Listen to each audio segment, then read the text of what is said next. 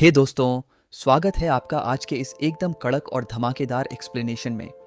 आज हम जिस फिल्म की खाल उधेड़ने वाले हैं वो है 2004 की आइकॉनिक हॉरर थ्रिलर फिल्म। इस फिल्म को डायरेक्ट किया था हमारे एक्शन किंग जैक स्नाइडर ने। अब देखो भाई, जॉम्बी हॉरर का नाम सुनते ही हमारे दिमाग में वो धीमे धीमे चलने वाले लंगड़े जॉम्बी आते हैं जिन्हें देखकर लगता है कि बंदा चाय पीकर आएगा तब भी उनसे बच जाएगा। लेकिन इस फिल्म के जॉम्बीज ने रेड बुल पी रखी है। ये जॉम्बी चलते नहीं हैं, ये सीधे नेशनल लेवल के एथलीट की तरह फराटा दौड़ लगाते हैं। तो दिल थाम के बैठिए, अपनी पॉपकॉर्न की कटोरी संभालिए, क्योंकि आज का यह सफ़र भयानक खौफ और ज़बरदस्त हंसी से भरा होने वाला है। कहानी की शुरुआत होती है हमारी बेचारी हीरोइन अन्ना से। एना पेशे से एक नर्स है और दिन रात अस्पताल में मरीजों की सेवा करती है। बेचारी पूरे 12 घंटे की थकाऊ शिफ्ट निपटाकर अपने घर लौटती है। घर पर उसका पति लुइस उसका इंतज़ार कर रहा होता है। दोनों साथ में शावर लेते हैं, थोड़ा रोमांस करते हैं और टीवी पर कोई न्यूज़ चल रही होती है जिसे वे इग्नोर करके आराम से सो जाते हैं। उन्हें क्या पता था कि यह उनकी आखिरी सुकून वाली रात है।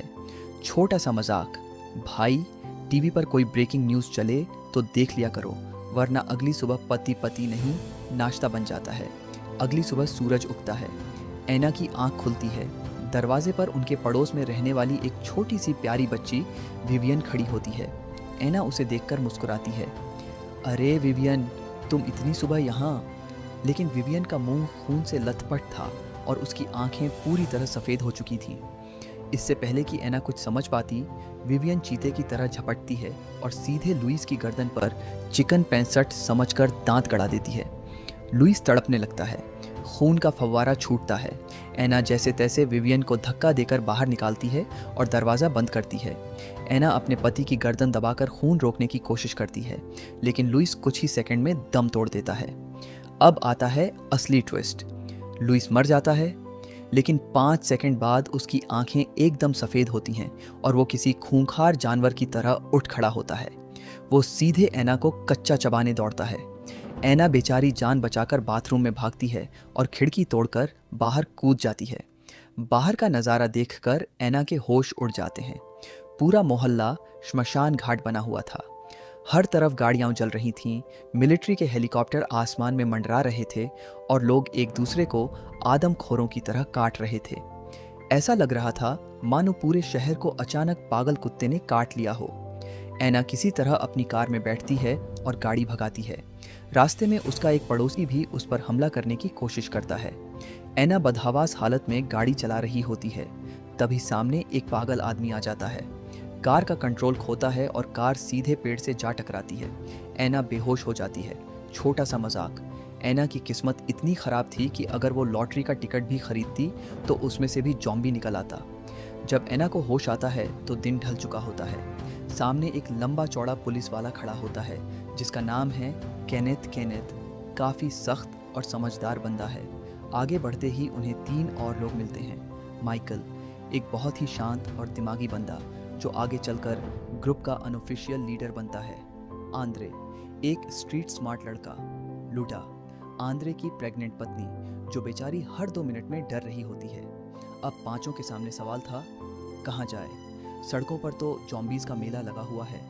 तभी सामने दिखता है एक आलीशान और विशाल crossroads shopping mall. Crossroads mall. सब सोचते हैं, अरे वाह, यहाँ पिज्जा भी मिलेगा, ब्रांडेड कपड़े भी मिलेंगे और रात को सोने के लिए गद्दे भी। चलो यहीं अपना अड्डा जमाते हैं। मॉल के अंदर का नज़ारा किसी महल जैसा था, लेकिन वहाँ पहले से 3 सिक्योरिटी गार्ड मौजूद थे। सी और जे, बार्ट और टेरी। इनमें से सी और जे नाम का गार्ड इतना घमंडी और अकड़ू था कि क्या ही कहे। वो बंदूक तानकर चिल्लाता है, ये मॉल मेरी प्रॉपर्टी है, तुम लोग बाहर जाओ। छोटा सा मजाक, दुनिया में कयामत आ गई है। लोग एक दूसरे को चबा रहे हैं और सीजे भाई को अपनी 15,000 की सिक्योरिटी गार्ड वाली नौकरी का एटीट्यूड चढ़ रहा है। सीजे जबरदस्ती ऐना और उसके ग्रुप के हथियार छीन लेता है और उन्हें एक कमरे में बंद कर देता है। लेकिन थोड़ी देर बाद मॉल के पिछले दरवाजे से कुछ जॉम्बी अंदर घुस जाते हैं। बार्ट नाम का गार्ड हीरो बनने की कोशिश करता है और जॉम्बीज का पहला शिकार बन जाता है। जॉम्बीज उसे नोच नोच कर खा जाते हैं।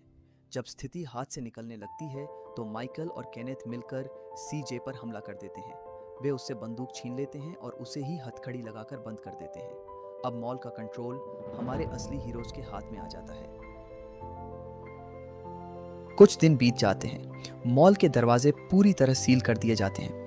ग्रुप के लोग मॉल की लग्जरी का मजा लेते हैं, महंगे कपड़े पहनते हैं, गेम खेलते हैं और बढ़िया खाना खाते हैं। एक दिन केनेथ मॉल की छत पर टहल रहा होता है। उसे सामने वाली इमारत की छत पर एक बंदा दिखता है। वो इमारत एक हथियारों की दुकान, गन शॉप होती है। उस दुकान की छत पर एक अकेला बंदा फंसा हुआ था जिसका नाम था एंडी। अब दिक्कत ये थी कि दोनों के बीच की पूरी सड़क पर हजारों भूखे जॉम्बीज की भीड़ खड़ी थी। चिल्लाकर बात करना नामुमकिन था, तो दोनों ने एक कमाल का जुगाड़ निकाला। व्हाइट बोर्ड पर मार्कर से लिखकर बात करना। केनेथ लिखता, तुम ठीक हो? एंडी लिखता, हाँ, लेकिन बोर हो रहा हूँ। दोनों रोज व्हाइट बोर्ड से बातें करते, शतरंज खेलते और बोरियत मिटाने के लिए छत से नीचे खड़े जॉम्बीज के सिर पर स्नाइपर से निशाना लगाने का गेम खेलते थे। एंडी और केनेथ की बिना मिले ही एक गहरी दोस्ती हो जाती है। एक दिन मॉल के बाहर एक बड़ी ट्रक और वैन आकर रुकती है। उसमें कुछ नए जिंदा बचे हुए लोग, सर्वाइवर्स थे। जॉम्बीज उन पर हमला कर देते हैं। माइकल, केनेथ और पूरी टीम अपनी जान जोखिम में डालकर उन नए लोगों को मॉल के अंदर खींच लाती है। इन नए मेहमानों में शामिल थे एनाबेले, आनाबेल्स, एक यंग लड़की, उसकी फैमिली और एक क्यूट सा कुत्ता जिसका नाम था चिप्स। स्टीव एक बेहद स्वार्थी और मतलबी अमीर बंदा। लेकिन मुसीबतें अब शुरू होने वाली थीं। नए लोगों में से एक बूढ़ी औरत जॉम्बी के काटने से संक्रमित थी। वो थोड़ी देर बाद मरती है और जॉम्बी बनकर हमला करती है, जिसे मजबूरी में मारना पड़ता है। सबसे बड़ा और खौफनाक कांड तब होता है जब पता चलता है कि आंद्रे की प्रेग्नेंट पत्नी लुड़ा को भी रास्ते में एक जॉम्बी ने काट लिया था। आंद्रे प्यार में इतना अंधा हो चुका था कि वो यह बात सबसे छुपाता है। वो लुड़ा को एक सुनसान कमरे में ले जाता है और कुर्सी से बांध देता है। लुड़ा तड़प तड़प कर मर जाती है और जॉम्बी बन जाती है, और जॉम्बी बनने के बाद वो एक जॉम्बी बच्चे को जन्म देती है।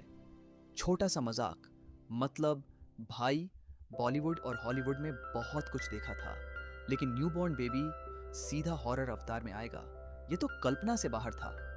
जब एनाबेले लुड़ा का हालचाल पूछने कमरे में जाती है तो वो ये खौफनाक नज़ारा देखकर चीख पड़ती है। आंद्रे अपनी जॉम्बी पत्नी और जॉम्बी बच्चे को बचाने के लिए एनाबेले पर गोली चला देता है। बदले में दूसरे साथी आंद्रे को गोली मार देते हैं। पूरा कमरा लाशों के ढेर में बदल जाता है। अब मॉल की स्थिति बिगड़ने लगती है।